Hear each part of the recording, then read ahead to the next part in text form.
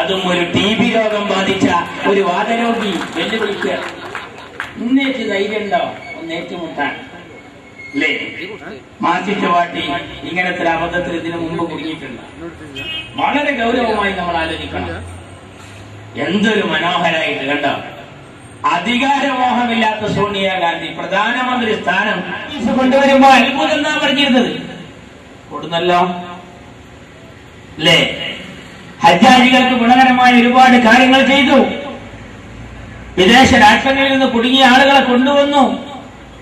അല്ലേ? ഒരു കാലത്ത് ലീഗുകാരൻ അധികാരത്തിലിരുന്നാൽ കോഴിക്കും മുല വരും എന്ന് പറഞ്ഞ സാക്ഷാൽ EMS നമ്പൂതിരിപ്പാടിന്റെ അനുയായികളെ അമ്പരപ്പിച്ചുകൊണ്ട് എന്റെ മുത്ത് CH ഹിമാലയത്തിൻ മുകളിൽ നിന്ന് മുസ്ലിം ലീഗ് എന്ന് വിളിച്ചാൽ കന്യാകുമാരി മുനമ്പിൽ നിന്നും അപ്പോൾ കേൾക്കാം ജിന്ദാബാദ്. CH എന്ന് പറഞ്ഞതാ. എന്റെ പ്രിയപ്പെട്ട CH ഇന്ന് നമ്മോടൊപ്പം ഇല്ല.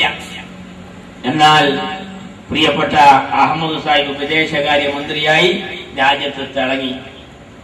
ആർക്കെങ്കിലും ഒരാൾക്ക് രാജ്യദ്രോഹപരമായി അഹമ്മദിന്റെ അടുത്ത് ഇന്ന അബദ്ധം വന്നു പറയാൻ ഒരു തുരുമ്പ് കിട്ടിയില്ല. ഈ മൻമോഹൻ സിംഗോ നോക്കൂ നിങ്ങൾ. മൻമോഹൻ സിംഗ് എന്തൊരു പക്വമായ നിലപാട്.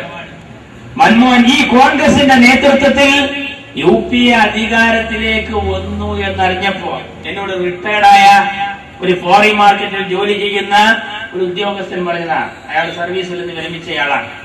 അയാൾ പറഞ്ഞെന്തറിയോ? റിസൾട്ട് ഇങ്ങോട്ട് വരികയാണ്, TV-യിൽ കാണാൻ UP ലീഡ് മൻമോഹൻ സിംഗ് പ്രധാനമന്ത്രി ആകുന്നത് ഉറപ്പായതോടുകൂടി വിപണിയും നടത്തുന്ന എന്താ ധൈര്യമായിട്ട് തുടങ്ങാം ഏർപ്പാട്. അങ്ങനെ ഉണ്ടല്ലോ.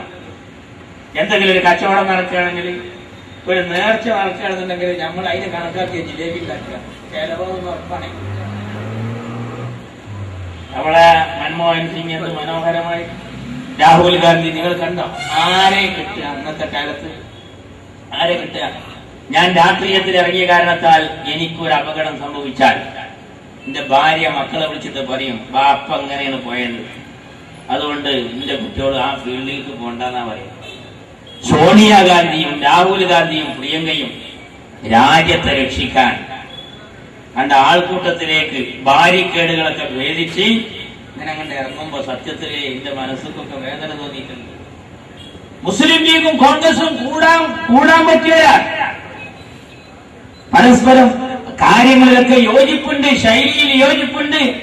പോട്ടെ, നന്മ പുലരണം എന്ന് ആഗ്രഹിക്കുന്നവരായി രാജ്യത്തെ എല്ലാ ഒരു കള്ളൻ, എന്താണ് അയാളുടെ പേര് ഓർമ്മയില്ല, വേറൊന്ന് കേരളത്തിലെ ലൈംഗിക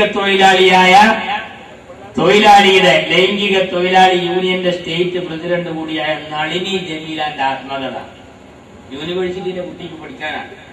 അതിലെന്റെ ഒരു വരി മനസ്സിലാക്കാൻ വേണ്ടി പറയാം. അവൾ എഴുതിയിരിക്കുന്നത് എന്താണെന്നറിയാം? ദൈവം ഓരോരുത്തർക്കും ഓരോ അവയവങ്ങൾ കൊടുത്തു. ആ അവയവങ്ങൾ കൊണ്ടൊക്കെ അവർ ഓരോ ജോലി ചെയ്ത് ജീവിക്കുന്നു. അതിലൊരു അവയവം കൊണ്ട് ഞാനും ജീവിക്കുന്നതിൽ എന്താ തെറ്റ്?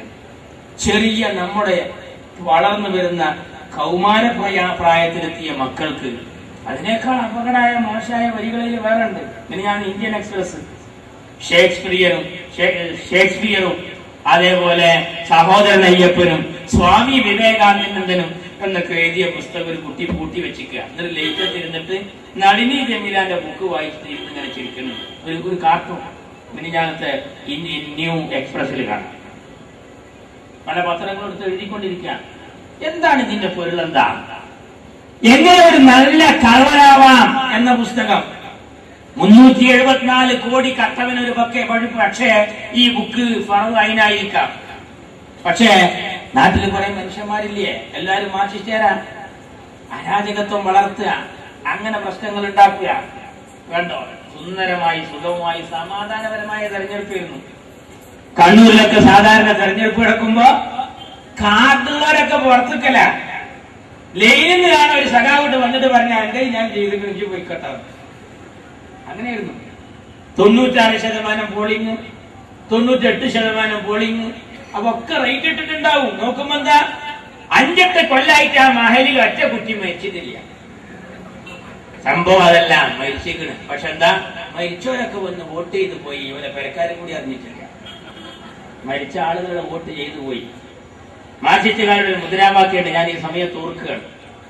അവരുടെ ബദറും മുഹദുമായ പുന്നപ്ര, വയലാർ, കയ്യൂർ, കരിവള്ളൂർ, ആ ധീര രക്തസാക്ഷികളെ നോക്കി CPM കാരൻ സാധാരണ പാടുന്ന ഒരു പാട്ടുണ്ട്. അതെന്താ?